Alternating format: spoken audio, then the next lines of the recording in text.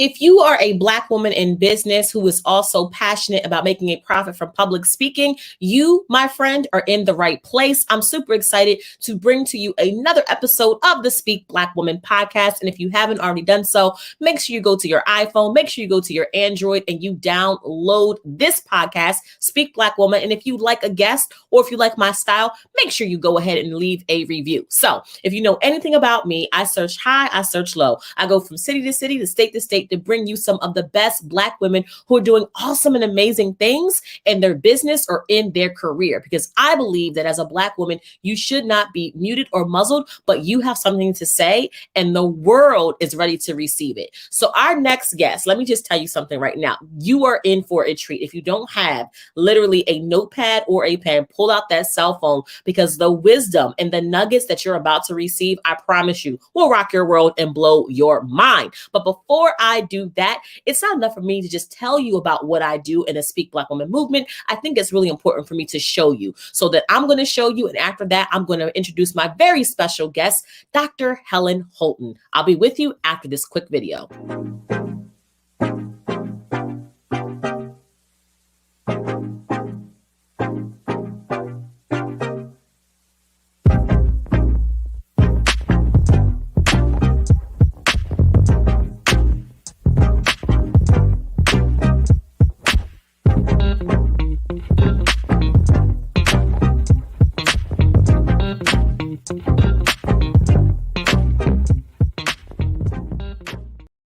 Well, welcome back to the Speak Black Women podcast. Again, my name is Quinn Conyers, and I am so excited about today's special guest. And if you have ever used your voice, public speaking, to serve the world, the community, matter of fact, maybe you feel like you're a servant leader. And when you open your mouth, it's because you want to make sure that a community of people, a community of intellectuals or politicians, or even entrepreneurs or fundraisers are empowered and inspired. You definitely want to tune in. Why? Because Dr. Helen Holton, who is my special guest, is here with us today. And the reason why I'm so excited is because there's so many different ways that we can use our voices. And I always respect and admire people who use their voice to push an agenda forward, people who use their voice to make sure that things are happening for our city, for our state, for our government, and even people at a large. So Dr. Helen Holton happens to be our special guest. And let me just say, she is the Honorable Dr. Helen Holton, and she is a recovering elected official after but also 20 years of service, reimagined in a leadership role. Today, she delivers her expertise in a professional coach, a trainer, a speaker, and she is an award-winning author. And when that book drops, y'all, be sure to check out Speak Black Woman, because I'm going to let you know where you can get a purchase from. Right? Dr. Helen brings an intercultural perspective to local issues with a global impact. So if you want to stay small, you want to stay in the city, you might not want to pay attention. But if you want a global impact, you want to tune in. Also, she is intrigued by the intersections of race, gender, and political power. And she is also interested in how that she can shape different aspects of our lives towards an inclusive community and belonging. She has an array of credentials and certifications that she builds bridges across diverse industries, sectors, and people. She believes that living life authentically is a plus, and she does this without apology, which is good. She also speaks truth to power and brings light into darkness. All this is anchored by her deep faith in God. That means that she believes that there is something on this earth, and I agree with her, that is higher than us. Also, she's a champion for life. When she is not pushing the envelope toward greater inclusion and equity, she is an avid foodie. She loves to travel, golf. She loves spa treatments. Which woman doesn't love spa treatments? And she loves socializing with family and friends. So with that being said, we have Dr. Helen Holton on the Speak Black Women podcast. Welcome, Dr. Helen. Glad to have you. Well, Queen MC, Quinn Conyers, thank you so very much for having me on your show. I'm just elated and excited to be here and to celebrate what you're doing.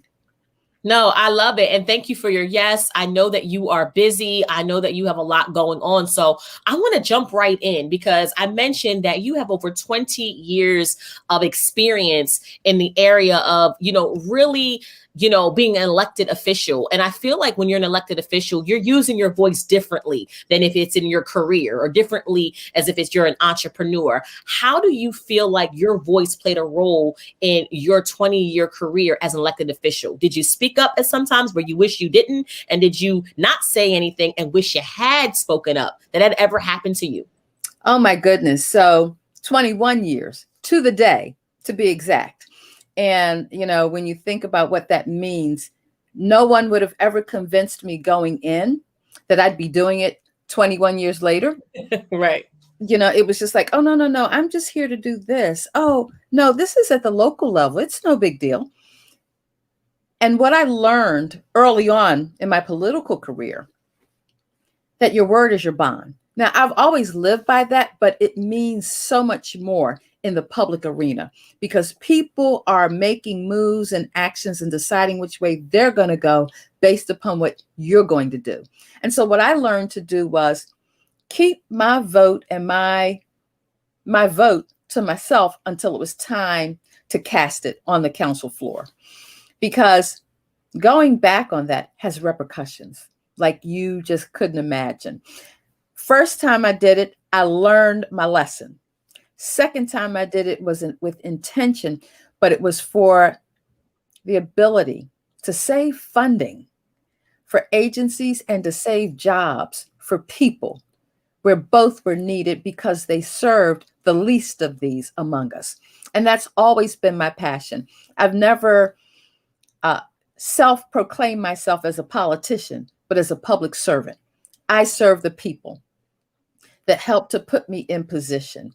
And for me, I never lost that. And that was my North Star that kept me on point. Did I make mistakes? We all do. Was I humble enough to apologize for the mistakes made? Absolutely. And to do better and learn from them. So I'm, to be able to say I never lost an election is a big deal, because there are people who lose their elections. I left on my own accord. As God informed me, this season has ended. It's time to do a new thing. And so I just keep it moving. I love that. And I love the fact that you were obedient, because sometimes we stay in seasons when we know that the time has expired and we feel it like something told me, no, God told you a while ago that you should have left. And now you're in some more stuff and you're not happy and you're not fulfilled because you weren't obedient. So I love that. So in addition to you being, a public servant, you're a speaker, you're a trainer, you do things, you have used your voice in probably every aspect. What kind of training and speaking, do you do? So I will tell you, I'm a Gallup certified strengths coach. I am a certified professional executive coach. I am a certified certified professional coactive coach. I am, I have all these certifications with assessments, Hogan assessment, the intercultural development inventory. So to say, what is it that I do most? How do I identify myself?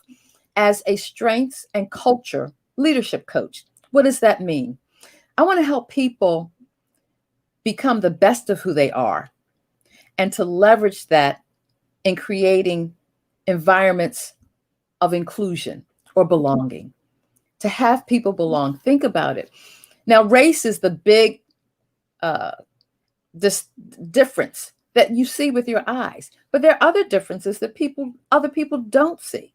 I've had 7 hip surgeries since my 20s, but I walk and move and people don't know it unless I tell it, or they see my scars at the beach or on the pool, and so there are many ways. Think about people who don't hear well, or people who suffer from mental illness, or let's talk about gender identity.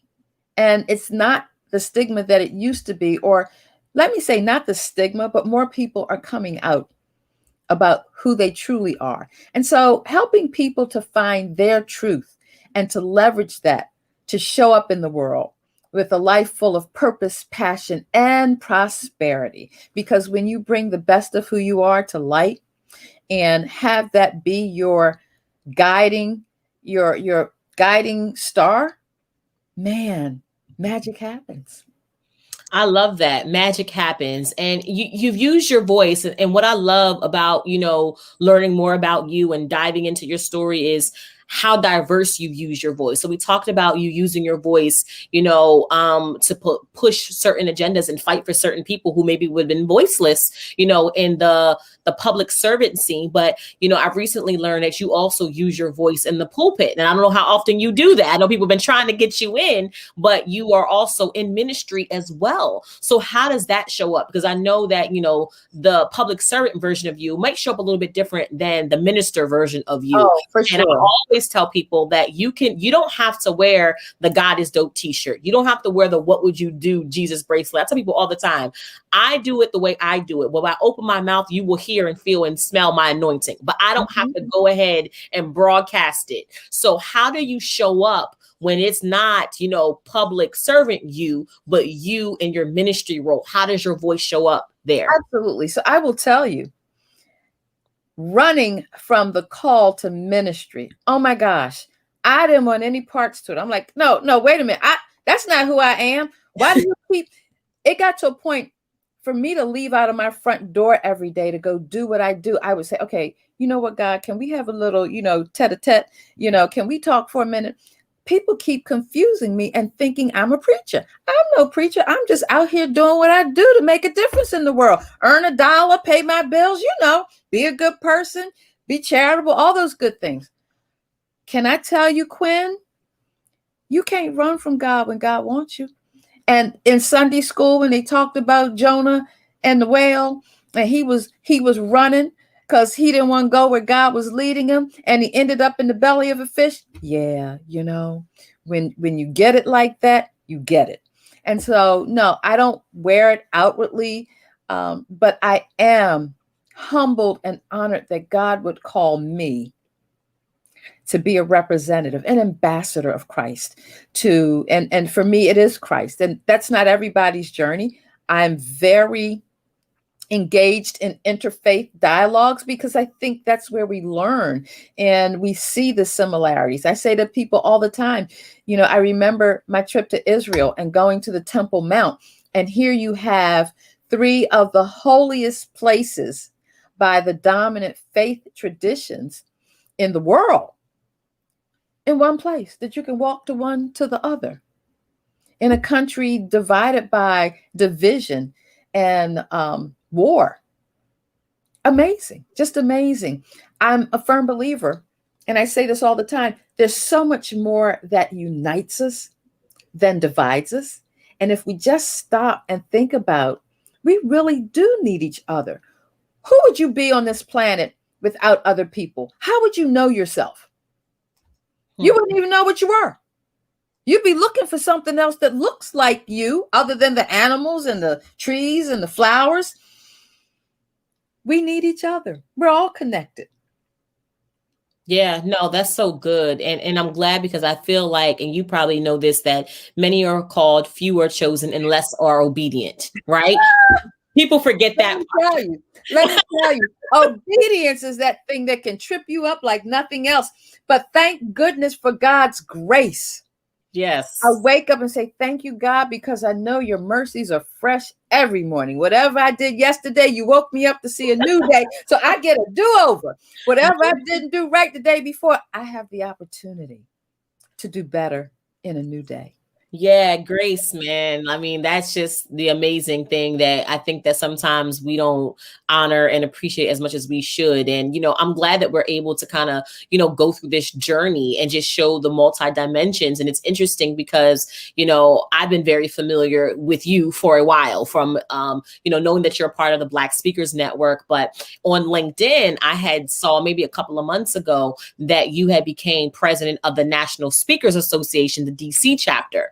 And I want to talk about that as well, because we're talking about Speak Black Woman, and a lot of people who tune in, we're all about using our voice in our business, using our voice in our career. So when I was like, okay, there's a Black woman who is running the DC chapter of NSA, I just was like, I took a mental note, and then I saw you at the MPI event, and I was like, hi, Dr. Helen. You look at me like, I was like, congratulations. You're like, who is this girl, and how does she know me? No. It was like, congratulations. Okay, what did I do? What did I do? Let me catch me up here. Right. And I'm like, oh, you president of NSA. And then we kind of started chatting. So let's talk about that for a second. You hold many hats. You're in various leadership roles. So I'm sure, number one, why did you think it was important for you as a Black woman to join an association that catered towards speakers and speakers who use their voice? Why did you feel like you needed to join that? Because I know you're a part of a bunch of other organizations as well. Not as many as I used to be, but I retired from the city council in 2016, and I took some time off to really think about, how do I want to show up in the world? What is it that I want to do to make a difference, have impact in the world? John Maxwell defines leadership in a word as influence. Well, what does influence mean? Who's following you?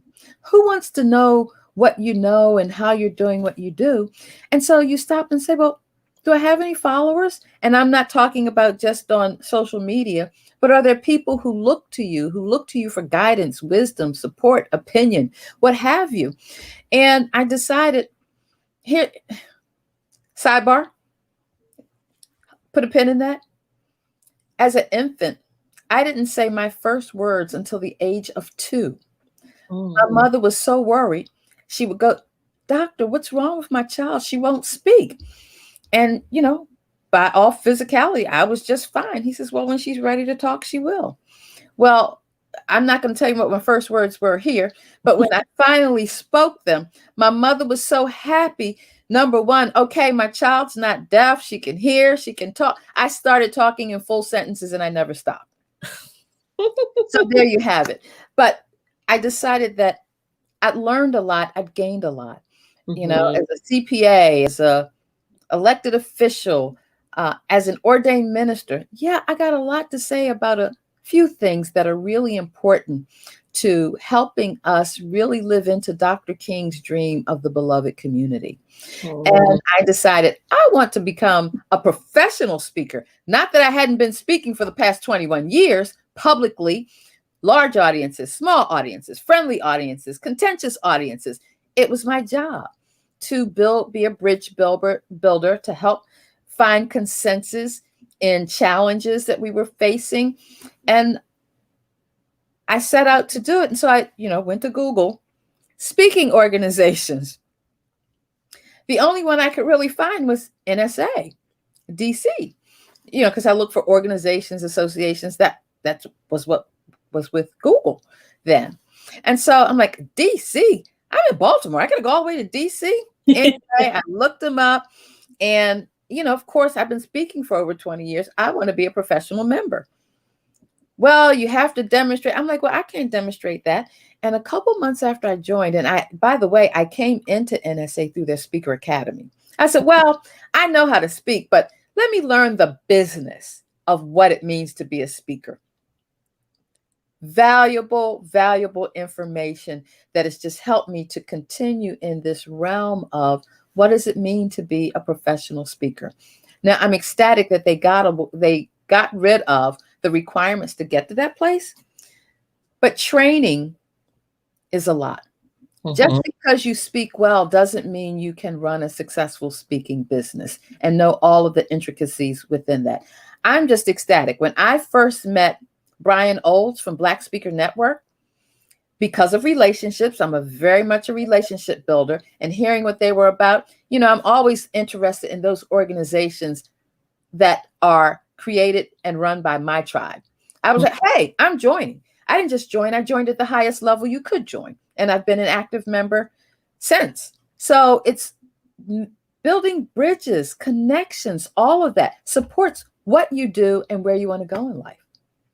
Yeah, that's amazing. And Brian and I have been friends for a long time. I'm one of the founding members of Black Speakers Network, and I'm on the faculty. So I teach a course through Black Speakers Network called Turning Conversations into Cash, where I teach, speakers how to properly answer the question, what do you do or what do you speak about?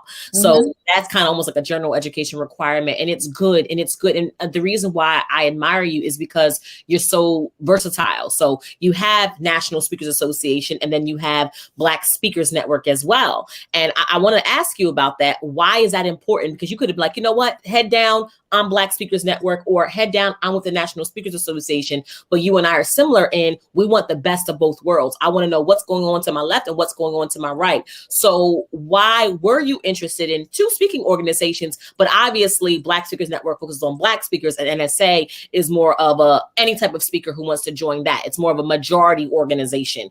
Why was that important to you, and why did you decide to get involved with both? So a lot of my work is focused in diversity, equity, and inclusion. And in order to understand how do I develop my skills in a way that I just think it's important to be a part of the dominant culture. It's not like I'm gonna leave here and say, no, I'm going to go to a country where Blacks are the majority, at least not at this stage in life. But to look at, there's value in both. There's value in both, and being a bridge. Right now we're working at creating, during my year of presidency, a stronger relationship with Black Speaker Network, and what that looks like and how it can be beneficial to both organizations. One of the things I love about NSA is the rich content for speakers in any lane that you consider yourself to be a speaker, even if it's writing a book or branding or publishing, but all those things you do. And I've learned that Black Speaker Network has the same things. They're not always the same. Right. And I think it's important. Let's be clear. We live in a nation where the non-dominant culture has not become the dominant culture yet. But if you look over the horizon and the projections, by 2042, it will change. It will shift. What are we doing to not just belong to one group, but to belong to the community of the whole? And I think joining and participating in different organizations with different audiences and memberships helps you grow and become more of who you are, and to understand yourself better through the interactions you have with others that are not like you. And, diversity is really the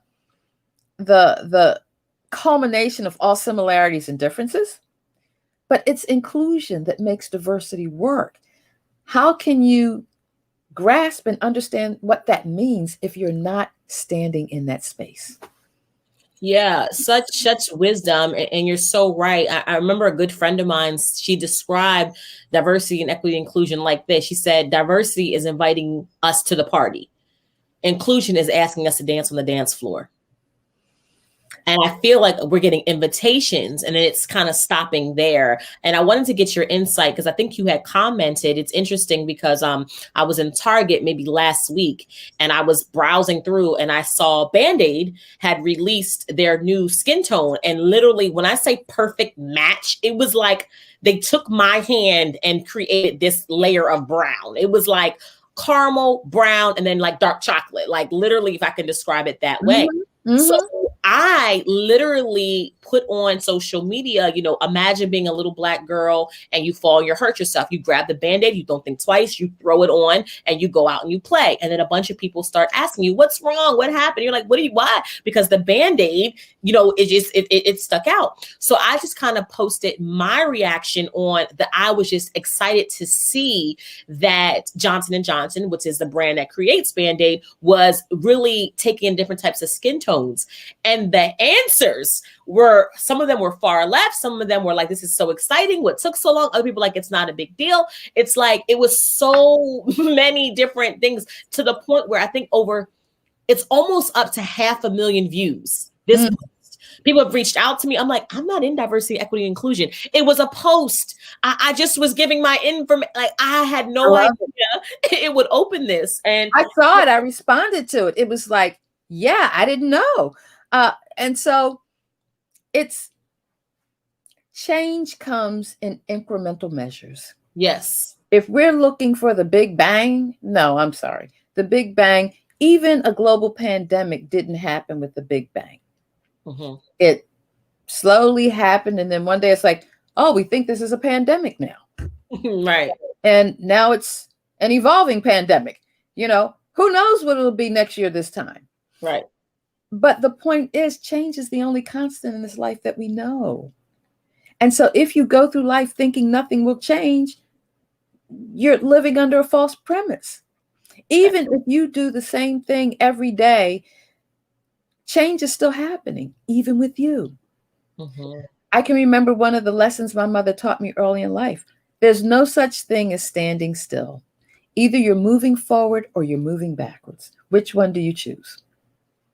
I choose to move forward. I love that. Well, Dr. Helen, our time is almost coming to an end, and I want you to really speak to that Black woman. Either she's an entrepreneur, maybe she is a public servant, or maybe she's in her career, and she knows for a fact that she has something to say. But for whatever reason, she's not speaking up. She's not speaking out. Maybe she is one of the only, right? She's the only Black person or the only woman. So she is fearful of really using her voice because she doesn't want to be ostracized, or she doesn't want to be seen as the angry Black woman. Do you have any words of wisdom for her to unmute her, to unsilence her, and let her know that her voice is valuable? What would you say to her?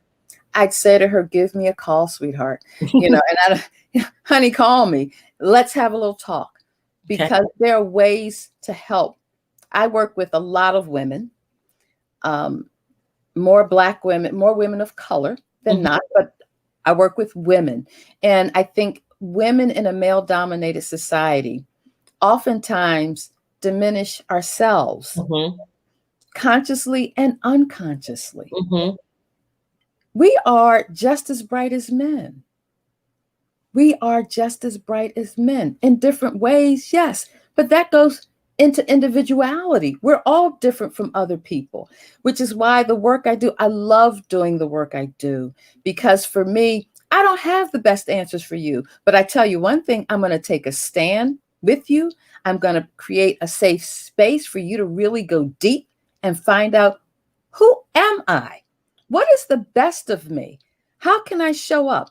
I am excited as I look back over the years of clients that I've watched their stars rise.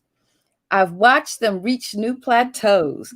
I've watched them achieve those things that when we first met, they really didn't see as possible. And that to me spells success. Living your best life ever. And you've got to have the courage and the confidence to step into what you don't know 100% with someone who will help you maneuver and find the way that is the best path for you. I love that. And if people are watching, they're listening to this, and they're like, oh my gosh, I need me a daily dose of Dr. Helen, where can they go? Is there a website or social media that you want people to connect with you after today's interview? Absolutely. My website is drhelenholton.com, www.drhelenholton.com. You can find me on Instagram, LinkedIn, Twitter, Facebook. Hit me up. Send me a message, connect, and let's see where you want to go and help you find your true self, your best self, and how to make it happen. I love that. There you have it, ladies and gentlemen, mostly ladies. Dr. Helen Holton giving you some great information. Dr. Helen, hang out for just a second. I'm going to close out and come right on back to you. Okay. And thank you, Quinn Conyers. No problem. When we met, I knew that I had to have you on the show, and I'm just so excited for other people to experience you and hear your voice. So thank you for your yes, because I know that you are super busy. All right, y'all, as you can see, Dr. Helen Holton was dropping gems. I love that she has a beautiful history as a public servant. She has a, background in ministry, and she's using her voice, to advance other speakers through the Black Speakers Network and the National Speakers Association as president of the DC chapter. Again, if you're interested in learning more about her and how she can serve and support you, go to drhelenholton.com. Again, that's drhelenholton.com. And if you haven't already done so, make sure you go ahead and download the Speak Black Woman podcast on your Android or on your iPhone. If there's a particular episode that you really enjoy, go ahead and leave a review. That way we can keep other people in the loop on what's going on. And if you haven't already done so, make sure you pick up a copy of the Speak Black Woman book, How Women in Business Can Profit from Public Speaking, as well as visit speakblackwoman.com to get access to other interviews, as well as Speak Black Woman merchandise, and see which cool events that we have that are up and coming. So with that being said, again, my name is Quinn Conyers, and I want to personally thank you for joining me for this episode of the Speak Black Woman podcast. Remember, your voice is the most valuable asset that you have in your business and your career. Now is the time to be unmuted, unmuzzled, and unsilenced. Speak up, because every time you say something, you are giving your voice back. So again, my name is Quinn. I'll catch you on the next episode of the Speak Black Woman podcast. You have an awesome and